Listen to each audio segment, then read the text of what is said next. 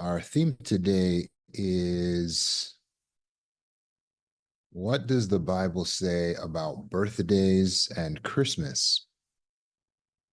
What does the Bible say about birthdays and Christmas? This is especially apt around this time of year. Many people start putting out decorations, and so it may elicit feelings of nostalgia for some, depending on how you were raised, especially here in the West in the United States. Um, but Christmas is a tradition that is very popular, and it is celebrated even by those who profess to be Christians. In fact, it's said that Christmas is a Christian holiday because it celebrates the birth of Christ. But is that accurate? Does Christmas celebrate the birth of Christ? And if that is accurate, then should we be celebrating Christ's birth? Well, if we take a look at Ecclesiastes chapter 7, verse 1 through 8, or verse 1, that's Ecclesiastes chapter 7, verse 1, we get some wisdom from Solomon here. It's Ecclesiastes chapter 7, verse 1. It says, a good name is better than good oil, and the day of death is better than the day of birth. So, according to the Bible, the day of death is superior to the day of birth. So, does the Bible say that we should be celebrating birthdays?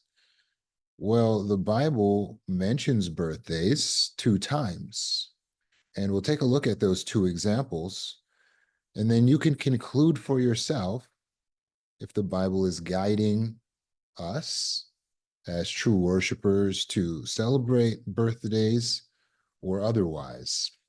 The first mention is in Genesis chapter 40, which means we're going back into history quite a long time ago. This is Genesis chapter 40. And we're going to take a look at verse 20.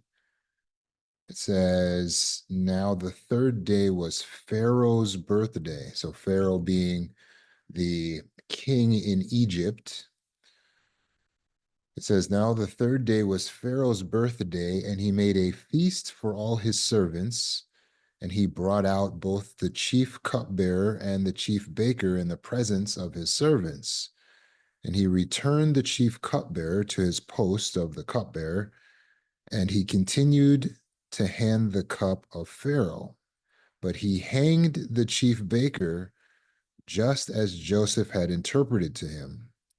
However, the chief cupbearer did not remember Joseph and kept forgetting him. So we see Pharaoh the king decided that on his birthday, he was going to take someone out of prison or out of his staff, and he was going to hang him. So he actually did an execution on his birthday, and apparently this was a way for him to celebrate this day of his birth, being the powerful king in this pagan nation, Egypt, that he was. And that wasn't the only mention. We have one other mention in Matthew chapter 14.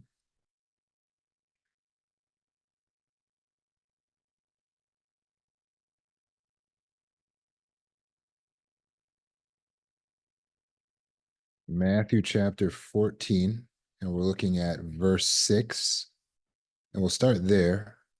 Matthew 14:6, it says, but when Herod's birthday was being celebrated, the daughter of Herodias danced for the occasion and pleased Herod so much that he promised with an oath to give her whatever she asked. Then she, at her mother's prompting, said, give me here on a platter the head of John the Baptist. Grieved though he was, the king, out of regard for his oaths and for those dining with him, commanded it be given. So he sent and had John beheaded in the prison. His head was brought on a platter and given to the girl, and she brought it to her mother. Later, his disciples came and removed his corpse and buried him. Then they came and reported to Jesus. At hearing this, Jesus departed there by boat to an isolated place to be alone. Well, that took a dark turn. And this celebration that's mentioned here, Herod is, I don't know if he was drunk, but he decided to make an oath to this young lady who had danced and said, I'll give you anything you want. And the young lady goes to her mother and says, he said, I can have anything I want, what should I ask for? And the mother turns out to be a wicked woman and says, give me John the Baptist's head on a platter. Of all the things she could have asked for, that's what she wanted, to see a good man killed in a gruesome way. And although Herod could see this was kind of a dark request, Herod didn't want to displease his dinner guests. So out of concern for how he was going to look by not following through and showing his power, he said, okay, go ahead and kill him.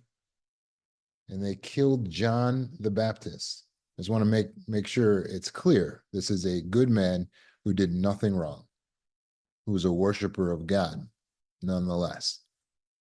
And they brought his head out on a platter and gave it to some woman. So from these descriptions of birthday celebrations in the Bible, being that these are the only two mentions of birthdays in the Bible, do you get the impression that birthdays are something that Christians need to be celebrating? The truth of the matter is there's no record in the scriptures of Jesus' disciples ever celebrating their birthday, or any of the ancient Israelites under God celebrating their birthdays. There's no record of Jesus celebrating his birthday or ever commanding his disciples to celebrate his birthday while he was on earth and while he was dead. His disciples, his apostles, did not celebrate his birthday. In fact, Jesus goes out of his way to command that they actually commemorate his death, which coincides with the principle at Ecclesiastes 7, 1, better is the day of one's death than the day of one's birth. Jesus never commanded anyone to celebrate his birth. It wasn't seen in that time as significant. So should we see it as something that's significant now? And if Jesus never commanded that his birth be celebrated, then where do we get the celebration of Jesus' birth and that date, December 24th, and the customs? Where did all that come from if it didn't come from the Bible? Many innocent people are celebrating Christmas thinking that this is pleasing to Jesus and that this is something Jesus would want them to do, yet the scriptures give us no indication that any of that is true. In fact, the scriptures give us indication that all of it is false. Because if we were to look at the weather conditions at the time of year in Bethlehem where Jesus was born, which is in the Jewish month of Chislev, corresponding with early December, I'm sorry, the month of Chislev, which is early December, is not the time that Jesus was born, but it's mentioned in the Bible as being a cold and rainy month. And it's around the time of Christmas, which would be in Tibet. That would be the lowest temperatures of the year. Occasionally it snows in Israel. So the Bible talks about the climate in that region in Ezra. And it says there, Ezra reports that people were shivering because of heavy rain. Concerning the weather conditions during that time of year, it was cold in December. Why is that important? Well, because the Bible also reports the time of year that Jesus was born And it says that the shepherds were in the fields tending to their flocks on the night of Jesus' birth. In fact, the Bible writer Luke says that the shepherds were living out of doors and keeping watch in the night over the flocks. The shepherds, and that's Luke chapter 2, verse 8 through 12. It says that the shepherds were living outside during the time of Jesus' birth, but that could not have been in December because it was very cold in December. So, what we find in the study of God's word is that likely Jesus was born around the time of October, not December, which begs the question again, where did we get the idea that Jesus was born in December and that we should be celebrating his birth in December? Well, it's not hard to find. In fact, just looking up Christmas in the Encyclopedia Britannica produces that information. It says the influence of Saturnalia upon the celebrations of Christmas and New Year's have been direct.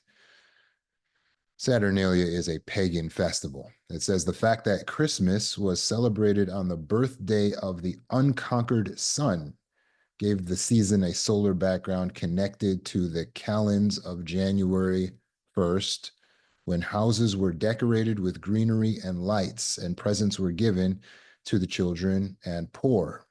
Considering gift candles, the Romans had a story of an old prophecy in which the Latium sent heads to Hades and Phota to Saturn. So Saturnalia, being a pagan celebration, was celebrated at the end of December. So this end of December celebration comes not from the Bible or from Jesus, but from ancient pagan worship of the unconquered sun, sun. During this time in agricultural society, the days were getting short, right? And so they would do festivals and worship ceremonies to the sun to get the sun to start to come out longer so the days would grow longer, right? Which has nothing to do with Jesus and has everything to do with false worship. And so, where we get the greenery and the lights, because they would light candles, we get all of that from those celebrations of Saturnalia. And then there was the evolution of what we know today, like the Christmas tree. Encyclopedia Britannica states it was in Germany around 723 CE. There is an English missionary that encountered pagans preparing a sacrifice at an oak tree dedicated to the god Thor.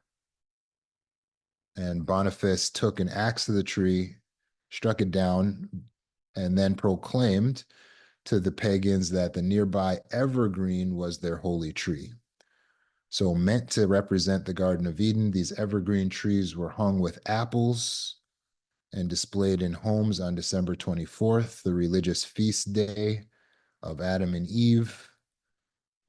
And other decorations were added. Eventually, lights or lighted candles were hung on the tree. So, this evolved from ancient pagan German tree worship to the god Thor. And eventually, we have this custom of dragging trees into the house and then putting lights and decorations on these trees as this worshipful festival, which once again has nothing to do with Jesus. In fact, who is this really pleasing? Because it's not pleasing Jesus, it has nothing to do with him. So who really is being pleased by this worship of idols and nature?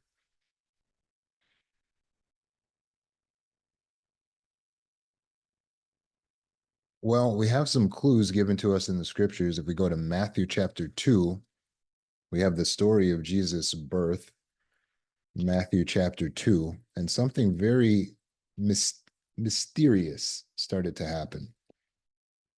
This is Matthew chapter 2, verse 1.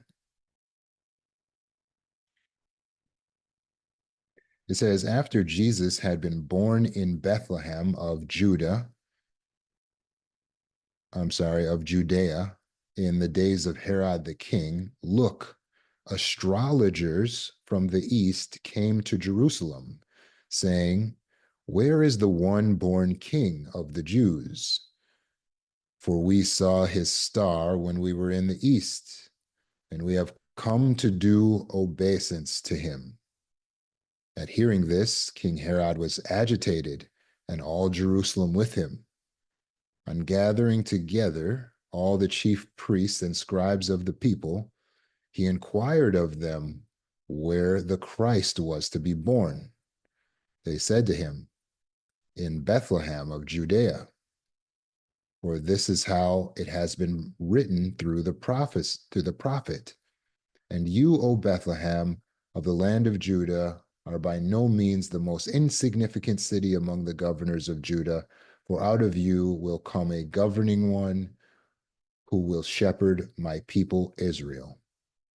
Then Herod secretly summoned the astrologers and carefully ascertained from them the time of the star's appearing. Verse 8, when sending them to Bethlehem, he said to them, go and make a careful search for the young child, and when you have found him, report back to me so that I may go and do obeisance to him. After that, after they heard the king, they went their way, and look, the star they had seen when they were in the east went ahead of them until it came to stop above where the child was. On seeing the star, they rejoiced with great joy. And when they went into the house, they saw the young child and Mary, his mother, and falling down, they did obeisance to him.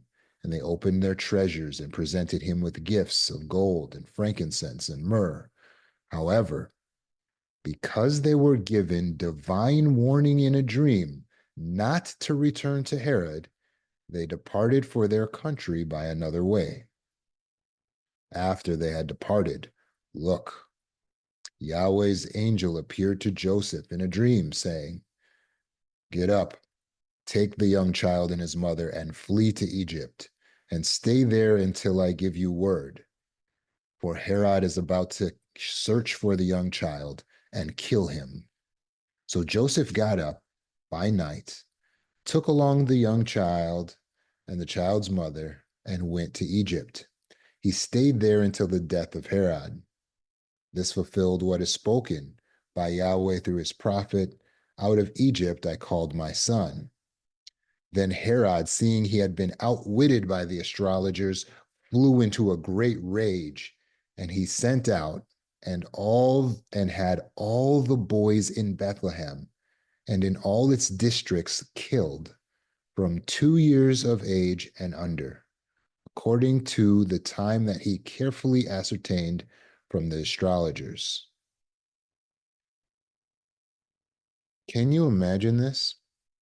So now we have this situation here where Herod heard that there was going to be this child born that was going to be king. He becomes jealous and disturbed and decides now to send out these astrologers to go and tell him where Jesus is. These astrologers are doing what they're doing by following a star. Now follow me here. Are astrologers doing God's will?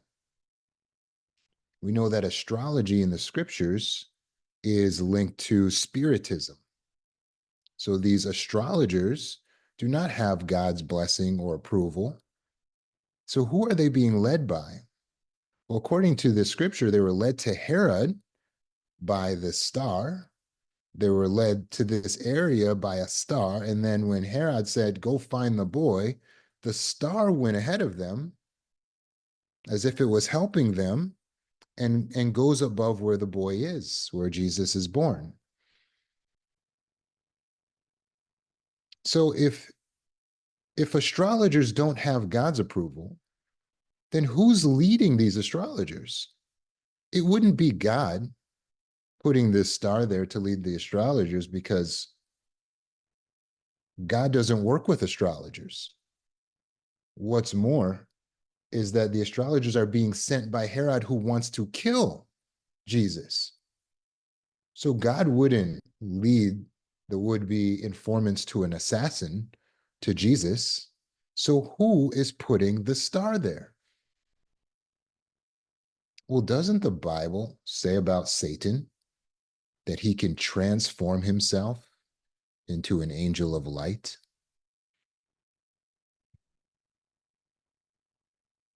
So this star that these astrologers are following has nothing to do with God. In fact, after these astrologers find Jesus and they give their gifts to Jesus, they are given a warning in a divine dream, which is given to them by God, that tells them, don't go back to Herod.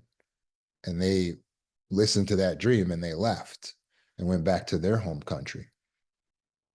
So God had to intervene. Otherwise, Jesus would have been killed. And in fact, once Herod realized that these astrologers never came back to him, he became angry. And he decided he was going to kill all the babies in the area under 2 years old. And he did it. All the male children, can you imagine? He's killing babies, hoping that he can kill Jesus. But Jesus warned Joseph to take Mary and the child and go to Egypt, a whole nother country. Can you imagine?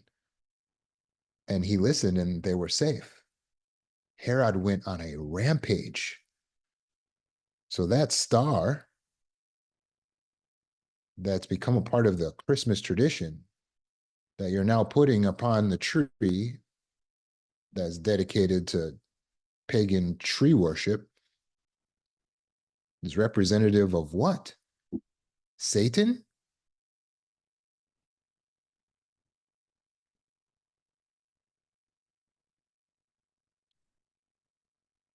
Revelation chapter 12, verse 7.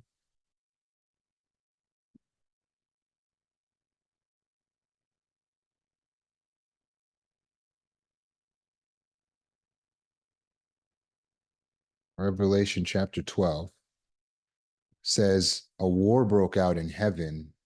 Michael and his angels battled with the dragon, and the dragon and its angels battled, but they did not prevail, nor was a place found for them any longer in heaven. So down the great dragon was hurled, the original serpent, the one called Devil and Satan, who is misleading the entire inhabited earth. He was hurled down to the earth, and his angels were hurled down with him. Can the scriptures be more clear?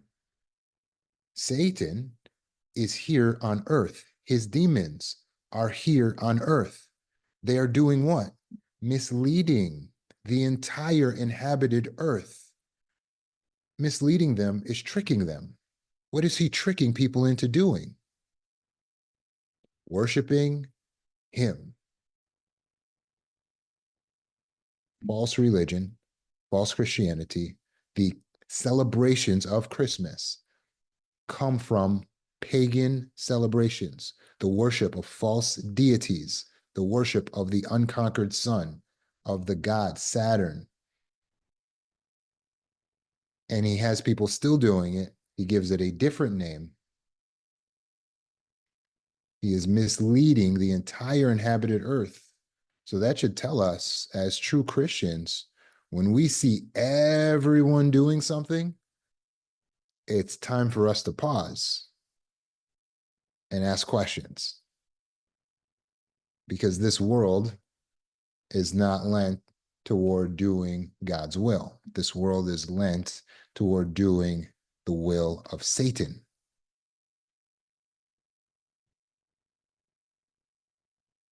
And the merchants every year keep it going, and they blast the music associated with Christmas because they know they can affect us psychologically to spend more money, which perpetuates the cycle. Until if you're like me, you're just born into the world having no idea why we're doing these things, but you know that you get a bunch of presents. And so you just keep the tradition going. But do we actually need to participate in pagan customs in order to give gifts or to receive them? Of course not. We know the Bible says that giving is better than receiving because it makes us more happy to give. So we can give gifts at any time, though. We don't have to wait until a person's birthday or until Christmas to give gifts. But as true Christians, we don't get involved in what we see the world involved in because we see the world involved in it. We don't get involved in holding on to pagan customs because they're traditions or because it would please our family to do so. We care about pleasing the Most High God, Yahweh, and making sure that what we do is in line with the truth and the scriptures. So, to that end, we avoid practices that dishonor God. So, my prayers are with you that you can stay strong during this time of the year, and you can make choices that will give you a clean conscience before your God, Yahweh.